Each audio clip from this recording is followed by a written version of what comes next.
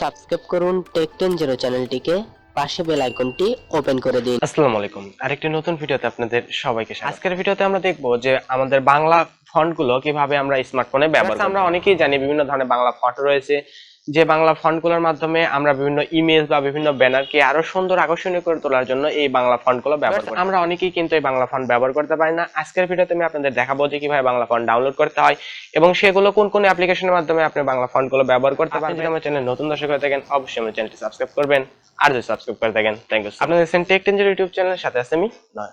চলুন তাহলে শুরু করি।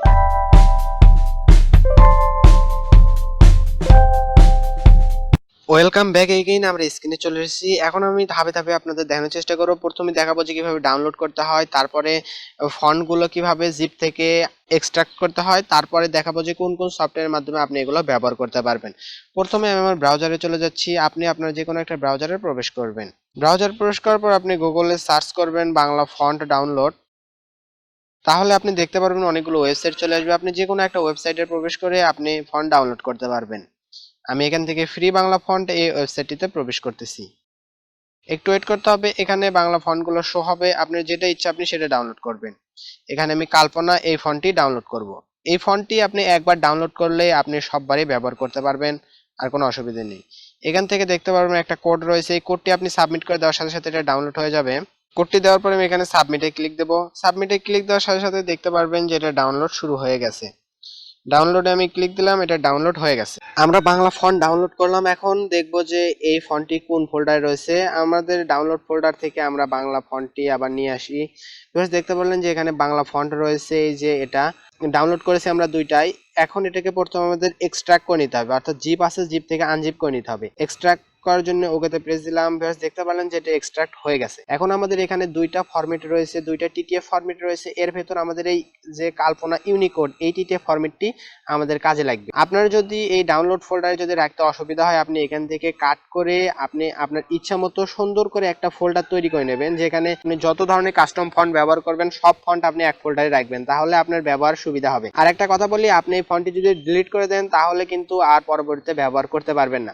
দেখতে পারলেন আমি আইটি টপিক থেকে এখানে সিএসএস এর ভেতর রেখে দিয়েছি। এখন দেখবো যে এটা কিভাবে টেক্সট এডিটরে আপলোড করতে হয়। আপনি কোন অ্যাপ্লিকেশনের ভেতর এই বাংলা ফন্টগুলো ব্যবহার করতে পারবেন। যেসব অ্যাপ্লিকেশনের ভেতর বা যেসব বাংলা ফন্ট সাপোর্ট করে বা কাস্টম ফন্ট আপলোড করা যায় সেসব টেক্সট এডিটরে আপনি বাংলা ফন্টগুলো ব্যবহার করতে পারবেন। আমি আপনাদের দেখানোর জন্য এখানে pexilab সফটওয়্যারটি ব্যবহার করব। আমি এখান থেকে pexilab অ্যাপ্লিকেশনটি ওপেন করে নিয়েছি। এখান থেকে নিউ টেক্সটের জায়গায় আমি প্রথমে এখানে বাংলাতে লিখে দিচ্ছি।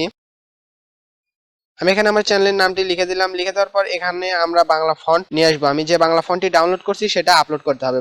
একবার আপলোড করলে আপনি বারবার এই বাংলা ফন্টটি যত খুশি ইচ্ছা আপনি ব্যবহার করতে পারবেন। এখান থেকে দেখতে পারবেন এখানে দুইটা অপশন রয়েছে। দুইটা অপশন, প্রথম অপশনটি যেটা রয়েছে এখানে সিলেক্ট করার পর আপনি একটা একটা করে আপনার এই বাংলা ফন্টগুলো আপলোড করতে পারবেন, আর এখানে আপনি বাংলা ফন্টের পুরো ফাইলই আপলোড করতে পারবেন।